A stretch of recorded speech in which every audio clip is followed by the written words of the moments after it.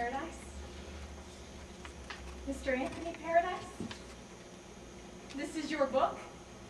Did you buy it? Yes. Then it belongs to you. No. A work of art is not a commodity. Mr. Paradise, it is never bought or sold. It remains in the possession of the person who produced it. May I come in? Yes.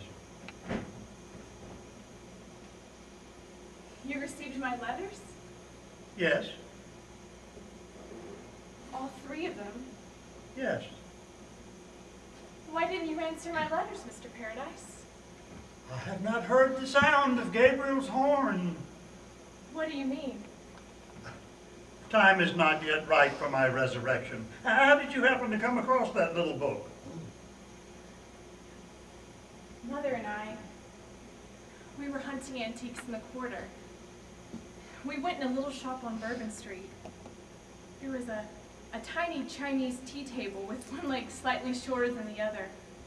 And this little book was left underneath the shorter leg, used to balance the table. Mother bought the table and the chauffeur carried it out to the car. This little book was just left lying there.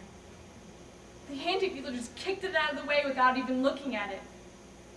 To me, there is something pathetic about a discarded book. You see, I write myself poems. Mostly I know what it means to put your heart on paper and have it lost or forgotten. I used to balance the table. I stooped over to look at the book. The title had been rubbed off, the gilt lettering was gone, but your name was still on it, Anthony Paradise. It struck my fancy, so I picked it up. Why? This is a book of poems, I said to the dealer. It is, he said. Where on earth did it come from? How long has it been lying there? And who is Anthony Paradise? The antique dealer just laughed. God only knows, he said. I might have bought it up with a bunch of other books a long, long time ago. Stuff like that don't sell. Sometimes I use it to light the fire with. Light the fire. I'd like to buy it, I said. How much do you want for this book? He spread his arms in a great munificent gesture and said, you can have it for nothing. The chauffeur came back in to remind me that Mother was waiting in the car, so I placed this little volume of verse in my pocketbook, and we rushed off to another cocktail party. And life is a roundabout of those things. It was particularly dull that afternoon. I don't believe in dullness. I believe in excitement and wonder. I believe in passion. I believe in people having a storm in their hearts. A great big furious storm that sweeps all trivialities away like scraps of ribbons or dead leaves. I ran upstairs to read through the book when I suddenly remembered when somebody asked me for the 20th time how I liked Bryn Mawr. Can you believe it? To my infinite wonder, I discovered exactly what I had been looking for. A storm that swept those trivialities away, like scraps of ribbons or dead leaves. What do you think of that? Are you referring to that book of verse? Yes, yes, yes. Oh, young lady, that book was written 15 or 20 years ago. Nobody remembers it now. It's completely forgotten. I remember it. I remember it. I sat upstairs for heaven knows how long, reading it through once and again and again. It was like bells ringing inside of me, great big solemn cathedral bells that shook me through and through. Mother ran upstairs. Good gracious, she said, everyone thinks you've ran away from the party. What on earth is the matter, Mother, I said. Have you ever heard of a man named Anthony Paradise? A man named Paradise? She hadn't, and neither had anyone else. I went around feverishly inquiring of bookstores and libraries and all kind of writers I know. No luck. Completely unknown. Then at last, I wrote a letter to the publishing firm, and in due time, they told me that Mr. Anthony Paradise, when last heard of, was living in the old French Quarter of New Orleans. But that had been 10 or 15 years ago, and it was feared he had disappeared altogether. What do you think of that? Here you were, right at the tips of my fingers, me in one part of town and you in the other, just 15 minutes away from one another. At first, I thought of rushing right over here without any warning. Time was short, the holidays nearly over. So I drove over to this address that the publishers had given me and found that you were in residence here and had been for 20 years. They told me you weren't in. So I wrote the first of the letters. I got no answer. It was time to go back to school, so I faked a bad cold to postpone my departure. And I wrote you 2 more letters, which you also ignored. I won't ask you why, it doesn't matter. Then I determined I wouldn't be snubbed. I wouldn't let you go undiscovered, so. So here I am, Mr. Paradise, and here you are. Here you are. Here I am. Yes, indeed. What are you intending to do about it? Don't you know? Can't you guess? I'm going to give you back to the world, Mr. Paradise. Give me back to the world? Yes, the stupid, blind, negligent world that let you slip away. Suppose I don't want to go back. Suppose I prefer to remain in oblivion, young lady. It's useless for you to resist, Mr. Paradise. Don't try. Don't try. I've set the ball in motion. Then stop it quickly, please. No. I've written to influential writers I know in the East. I've already created a great deal of interest in you. When I leave here, you're going to leave here Oh, with me. no. Oh, yes, you are. You're going to live among people who appreciate your genius. You're going to give readings and lectures. Readings? To whom? To clubs, colleges, societies of poets. Lectures about what? About beauty, art, poetry. Oh, God forbid. Haven't you been reading the papers lately? Why? Today the world is interested in gunpowder. Poetry cannot compete with the sound of bursting shells. These are the times for the discovery of weapons of destruction, not the resurrection of neglected poets. Even if I wish to be resurrected, Gabriel has not yet blown the horn. The surest, cruelest way to destroy Anthony Paradise, the poet, is to exhibit Jonathan Jones, the man, or what's left of him. Don't you see that? Oh, what a grisly spectacle I would present on a college lecture platform. You're not blind. What do you see? The way you look, it doesn't matter. Oh, yes, it does. Maybe not to you. You're young and generous. No, the time is not right. Keep the book, remember my name, watch the obituary column. Someday you'll see the name of Jonathan Jones, then come back again and look up Mr. Anthony Paradise. That will be his time when Jones is dead. Jones is a living contradiction of Paradise. Paradise won't have a chance to breathe till Jones has stopped breathing. Take my word for it and be satisfied. No. Can't you be Mr. Anthony Paradise? Now? Again?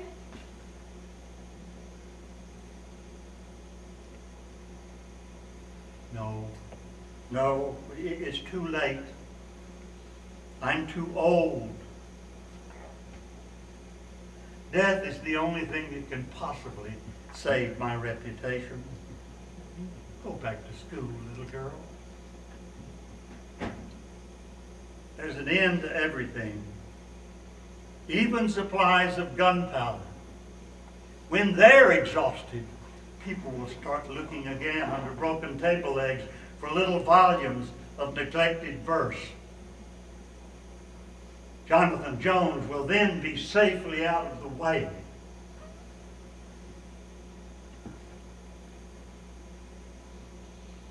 sun will be shining in a clean blue sky. Wind will stir grass on the tops of hills. Children will dig in sand on sunny beaches. The world will be warm and serene and young as tomorrow. And all the old, sweet, gentle voices will be distinguished once again. You'll hear rain on the roof, wind in the trees, and the songs of long-lost poets. Guns explode and destroy and are destroyed. These little songs, no matter how little and unimportant they are, they keep on singing forever. Or they have their times of eclipse, but they rise again. The motion of life is upward. The motion of death is down. Only the blindest of all blind fools can fail to see which will be finally highest up. Not death, but life, my dear. Life. Life. I defy them to destroy it forever, not with all their guns, not with all their destruction.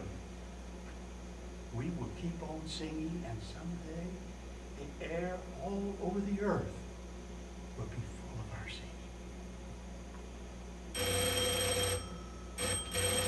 singing. Is that your chauffeur? Yes. Perhaps you'd better go. Mr. Paradise, Yes. maybe you're right. I'm going to keep the book and remember your name. And watch the obituary column. Yes. And when the time is right, you can depend on me, Mr. Paradise. Thank you, my dear. I shall depend on you. I promise. I promise I won't fail you, Mr. Paradise. Your future is safe in my hands. And now, Mr. Paradise, won't you kiss me goodbye? No. Why not? For the same reason I wouldn't touch a clean white tablecloth with mud all over my fingers. Oh. Goodbye, Mr. Paradise.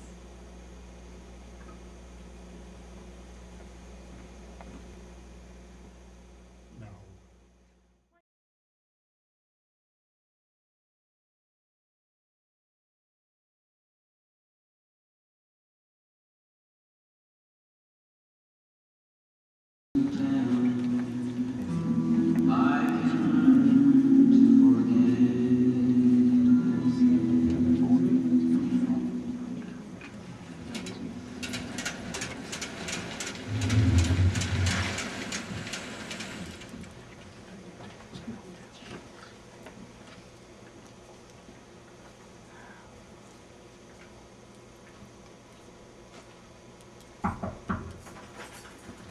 Who's at the door, please?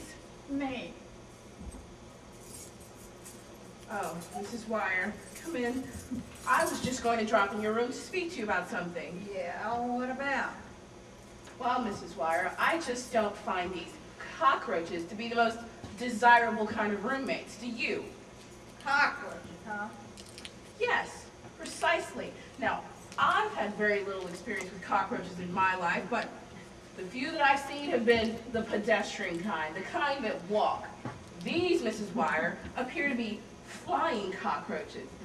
I was shocked. In fact, I was literally stunned when one took off of the floor and began to whiz through the air, around and around in a circle, just missing my face by barely a couple of inches. Mrs. Wire, I sat down on the edge of this bed and I wept. Yeah. I was so shocked and disgusted. Imagine, flying cockroaches, something I never dreamed to be in existence, just whizzing around and around and around. Mrs. Wire, I want you to know. Oh, flying cockroaches ain't nothing to be surprised at. They have them all over, even uptown. That they very have well 'em. may be true, That Mrs. ain't what I Wire, wanted but to I know. have to inform you that I have a horror of cockroaches, even the plain old-fashioned pedestrian kind, and as for this type that flies, if I'm to stay on here, these flying cockroaches have got to be gotten rid of, and gotten rid of at once. Now, how am I supposed to stop them flying cockroaches from coming in through the window? But that, however, is not Mrs. what Wire, I don't know, but there certainly must be a method. Why, if I woke up in the night and found one on my bed, I'd die of convulsions, Mrs. Wire. Convulsions? I swear to goodness, I'd simply die of convulsions. If you don't mind my saying so, Mrs. Hardshell Moore, you're much more likely to die from over-drinking than cockroach convulsions. Drinking. What's this here? Larkspur lotion. Well, I use it to take the old polish off my nails. oh, very fastidious, yes. What do you mean? There ain't an old house in the quarter that don't have roaches. Not in such enormous quantities. This place is crawling with them. Oh, it ain't as bad as all that. And by the way, you ain't yet paid me the rest of this week's rent. Now, I don't want to get you off the subject of roaches, but nevertheless, I want to collect... I'll pay you the rest of the rent as soon as you've exterminated these roaches. Oh, you'll pay me the rent right away or get out. I intend to get out unless these roaches get out. Well, then get out then and quit just talking about it. Must be out of your mind. I can't get out right now. You can't get out right now. Then what did you mean about roaches? I meant what I said about the roaches. I don't find them to be the most desirable kind of roommates. Okay, don't room with them then. Pack your stuff. Move where they don't have roaches. You mean you insist upon having the roaches? No, I mean I insist upon having the rent you owe me. Well, right now that's out of the question. The question is it? Yes. And I'll tell you why. You tell me. The quarterly payments that I received from the man who's taking care of the rubber plantation, the quarterly payments haven't been forwarded yet. I've been expecting them for several weeks now, but it seems that in the letter that I received this morning, it seems there's been some little misunderstanding about this last year's taxes. Stop it. I'm fed up with hearing about the damn rubber plantation, the Brazilian rubber plantation. You think I've been in this business 17 years without learning nothing about your kind of women? My kind of... What is the implication in that remark? I suppose the men you have in here nights come in here to discuss the Brazilian rubber plantation? You must be crazy to say such a thing as that. I hear what I hear. I know what's going on. I know you spy. I know you listen at doors. I never spy. And I never listen at doors. The first thing a landlady in the French Quarter learns is not to see and not to hear, but only to collect your money. As long as that comes in, okay, I'm blind, I'm deaf, I'm dumb, but as soon as it stops, I recover my hearing, and also my sight, and also the use of my voice. If necessary, I go to the phone and call up the chief of police, who happens to be an in-law of my sister. I heard last night that argument over money. What argument? He shouted so loud I had to shut the front window to keep the noise from carrying out into the street. I heard no mention of any Brazilian rubber plantation, but plenty of other things were very plainly referred to in that little midnight conversation you had. Larkspur lotion, it takes the polish off nails. Am I in my infancy? Am I? That's on a par with the wonderful rubber plantation. Stop it! Oh, it's you. Stop persecuting this woman. The second Mr. Shakespeare was the same. I heard your demon howling in my sleep. Sleep? I think that what you mean is your drunken stupor. I rest. Because of my illness, have I no right? Illness. Alcoholic. Trying to pull that beautiful wool over my eyes. You know, I'm glad you come in here right now because I can repeat for your benefit what I just said to this woman. I'm done with deadbeats. Now, is that clear to you? Completely fed up with all you quarter rats, half-breeds, drunkards, degenerates who try to get by on promises, lies, delusions. Please stop shrieking. It's not necessary. You with your Brazilian rubber plantation, that coat of arms on the wall, you got from the junk shop. No. The woman who sold it told me. No. One of the Habsburgs, yes? Yes. Oh, a titled lady. Yes. The Lady of Larkspur Lotion, there's your title. Stop badgering this unfortunate little woman. Is there no mercy left in the world anymore? What has become of compassion and understanding? Where have they all gone to? There is no Brazilian rubber plantation. No, there is. I tell you, there is. What if there are no rubber kings in her life? There are to be rubber kings in her life. Is she to be blamed because it's necessary for her to compensate for the cruel deficiencies of reality by the exercise of a little, what shall I say, God-given imagination? No, no, it isn't imagination. I'll ask you to stop spitting me in the face, those high-flown speeches. You with your 780-page masterpiece. That's right on a par with the Lady of Larkspur Lotion as far as the use of imagination is concerned. Oh, well, now what if I am supposing there is no 780-page masterpiece, supposing there is no masterpiece whatsoever, what of that, Mrs. Wire? But only a very few vain scribblings in my old trunk bottom, suppose. I wanted to be a great artist. I lacked the force and the power, suppose. My books fell short of the final chapter, even my verses languished, uncompleted, suppose. The curtains of my exalted fancy rose on magnificent dramas, but the house lights darkened before the curtains fell, suppose. Suppose all these unfortunate things are true. Suppose that I, wandering from bar to bar, to drink until I sprawl at last on the lice-infested mattress of this brothel. Brothel? Suppose that in order to make this nightmare more bearable, for as long as I must continue to be the helpless protagonist of it, suppose that I ornament, illuminate, glorify dreams and fictions and fancies such as the existence of a 780-page masterpiece and pending Broadway productions, marvelous volumes of verse in the hands of publishers, only waiting for signatures to release them. Suppose that I live in this world of pitiful fiction. What satisfaction can it give you, good woman?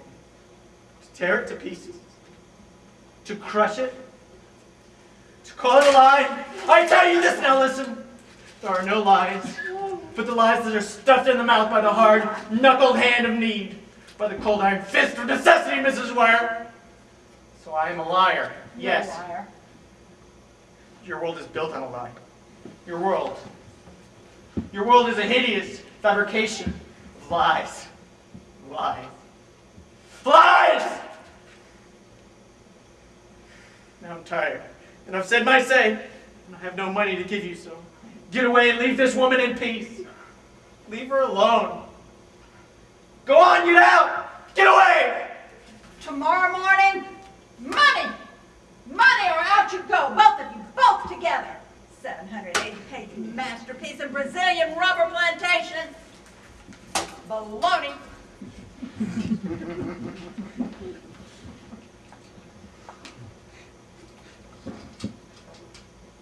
The roaches everywhere. On the walls, the ceilings, the floors. This place is infested with them. I know. I suppose there weren't any roaches on the Brazilian rubber plantation. No. Everything was immaculate. Always immaculate. The floors were so bright and so clean, they shone like mirrors. I know, and the windows. I suppose they commanded a very lovely view. Indescribably lovely. How far was it from the Mediterranean? The Mediterranean? Yes. Only a mile or so. On a clear morning, I dare say it was possible to distinguish the white chalk cliffs of Dover across the channel. Yes, and in very clear weather, it was. Oh, thank you, Mr. Chekhov. Anton Pavlovich Chekhov. Thank you, Mr. Shekel. Thank you, Mr. Shekel.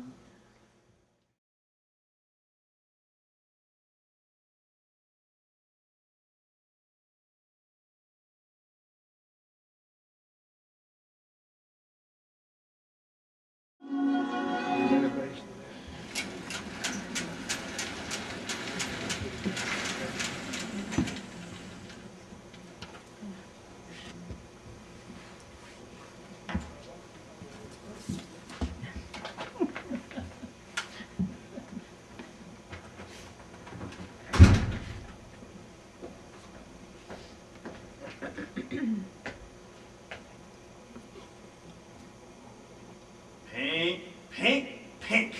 Yeah. Everything's blushing in here. Blushing and blooming and waiting to be cuddled up. Well, well. Why didn't you leave your overcoat in the hall? Couldn't stand the postponement. I see you got my poinsettia. Oh, yes. Yes, I got the poinsettia. Mommy, no thanks. Yeah. Thanks. Don't mention it, Mommy. No mention of New Year's. There's not to be any mention of New Year's Eve. I thought we covered all that. A party at home, you told me. A quiet little party at home with some Chicago buyers. Well, you must have a double in town. How's that? Some things I heard of a contradictory nature. Oh, yeah. My friend Bess Sullivan went to the elephant room. The what? On Innocence Perfect. The elephant room at the Hotel Jefferson on New Year's Eve. While you were at home with that quiet little party of Chicago buyers, your double was there. That secret twin brother of yours. He was entertaining a party of 8 or 10 couples. Why? Does that matter? A lot. Why? Does it? You lied. I couldn't avoid it. You couldn't avoid it. What else could I do? Tell the truth. Oh, what? Have you raised Cain here? I never raised Cain. No, just all of the time. That's a lie. Oh, whatever I say. You say lie. Only when I have Go absolute way out of your proof way. that you lie. Helen, I'm tired. You're tired. What about me? You don't spend morning to midnight filling defense orders every day, Mommy. How do you know what I do? I only serve one purpose in your life. Now, Mommy. Have you ever seen me by daylight? You know that I spend every moment I can with my Mommy. I'll answer that question. No, you have never, never, and still you accuse me of Accuse you of? idleness, wasting my time. When did I? Just this moment. You're picking a quarrel. Because I ask you to tell the truth? Go back to the elephant room at the Hotel Jefferson, but don't send me no more scraggly plants and say you're with out-of-town buyers. It's a fight between us all of the time. Lately, honey, I'm not the champion of the world. And I'm not the challenger either. Well, you sure do put on the gloves every time I come in. Stop right there. I come in tired. Yes, without phoning, even at 1 o'clock in the morning. It isn't possible always. To stop at a telephone booth, to drop in a nickel. Just thought I'd slip in. Oh, you think again. I ask, I demand the same respect as your wife. What does respect have to do with it? A ridiculous question. Ridiculous. Yeah, that's how I would Just describe ask yourself, who's made the sacrifices? First, the moment that I come in. Did I or bring did up a she? dead Which gave the issue. most and got the least? What does that have to do with anything? Poinsettia. I'm just sitting at home with that poinsettia there while you I get told to go. you to take that $25 Did you suppose check that I and have would? yourself a Who good with? With time. whom, may You I have ask? plenty of Girlfriends, I suppose? But no, I don't. I have nothing. Everything all given up. Don't shout. I'll whisper. Oh, God. It's come to a showdown. One scene with my wife to another. Oh, am I to be blamed because you hitched yourself to a woman who's made a hell of your There, life? no Because you can't? Back and forth. No rest for the weary, is there? None till they make a decision. What decision could I? Only this, that I have as much of a claim as that brainless society chaser, your wife. You don't have to shriek abuse. Oh, I shriek abuse? You should have been listening in on that phone call last Saturday morning. That's another thing. Oh, another thing's right, my phone talk with your wife. What's your name? She said. Oh, never mind that, I told her. Oh, you won't give your name? Well, I don't blame you. Women like you are nameless in the sight of good people. That's a direct quotation. Women like you are nameless in the sight of good people. Well, I suppose I should have been struck dumb, but oh no, I found the occasion to use a few choice expressions. I bet, yeah. Why, you clothes horse, I told her, a woman like you is not fit to... Oh. I laid her to filth, I reckon, and when I was done, I bet she regretted ever calling me nameless. What are your plans, your intentions? I have none. She said, what are yours? I have none either, I said, but I do have some pride born in me. It seems like you don't. Oh, she said, pride, she says, have you? Well, I didn't suppose that pride Sarcastic. Shrieking abuse, am I? Well, you should have just cocked your ear to that Walgreens telephone booth last Saturday morning after that lovely poinsettia plant came dancing up to my door, grim and gory love from Popsy. Many happy New Years. I found the occasion to use a few choice expressions, all right. And they'll ring in her ear a long time before she ever calls me nameless. The whole thing. Awful. Sickening. Disgusting. My life's become a slop bucket. Into which you jumped when you hit No. yourself. No. When I stepped out of line. Meaning me. Yeah. You. The truth's what you want, meaning you. It is lucky for you that God's I hard should of have been hearing. satisfied with home and He can children hear you. and You'd be struck by lightning. pink bedroom. Incurable disease. Worse than drink or drugs. It's broken my will. And made me a lump of flesh. An obscene lump of flesh. The scene is repeated. I might have known it would be again. Again you become just flesh as the result of a woman. 8 years ago was her. Now I'm the one who has murdered your beautiful spirit. Well, the world is a circle and everything comes back to where it started, and you certainly came with your dissatisfactions to my front door. Oh, you've forgotten the state you were in at the time. So morbid you were, so neurotic. Pink. So miserable you were at home with that self-centered woman, your wife. Walls. Talking Ceiling. suicide even. Pink. My life was a success. Headed I was to the top, straight, young, beginning to get featured roles at the Municipal Opera. Sat at home, did I? Oh no, I had no attentions. Likely young men, excellent prospects, with more money in their pockets than you have in the bank. Thrown to the winds, all out of pity for your pitiful problems.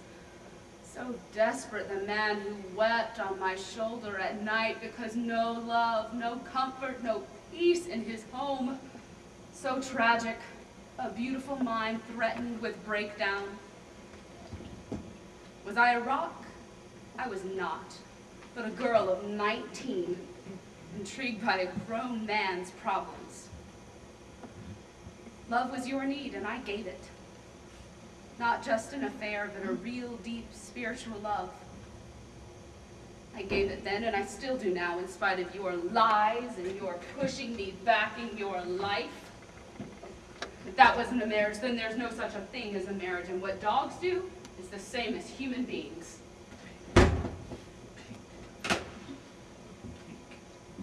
What are you muttering? Pink. Pink. Everything. Pink. In this bedroom. It was your idea, my darling, that nothing but pink be included in our little love nest. I had no conception of how tired a man could become of just that Or a one woman either. pink color. I'm 40 years old. You look it.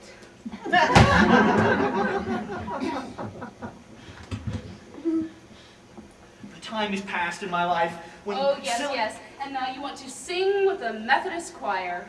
That's not what I mean. Evenings. We used to read books. Where's a book now? Even a good magazine. The sonnets of Edna Millay. Read one to me. All that part's finished now. There's nothing left but the pink.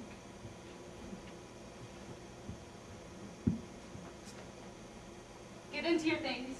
Here's your vest, your polka dot tie. But, You better go home. yeah, Your suspenders are dangling. yes. Your overcoat, here. What am I getting dressed for? You're going home. I'm supposed to be in Chicago. Then go to Chicago. I can't go to Chicago. Rent you a hotel room What for? to sleep in. You're not sleeping here. Why not? It's pink. Well, please, leave the front door key. The front door key. Never mind. Caroline. Don't pity yourself. With the beautiful faith of the blind, I gave you my life. Intelligent you who never gave nothing.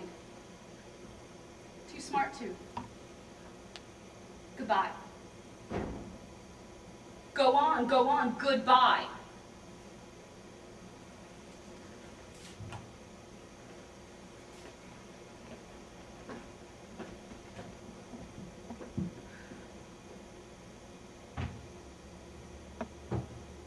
You can come out now, Arthur. He's gone. What are you laughing at? There's nothing so terribly funny. I did love him. Once. So much so that I really did. Turn out the lights. He'll go on ringing forever.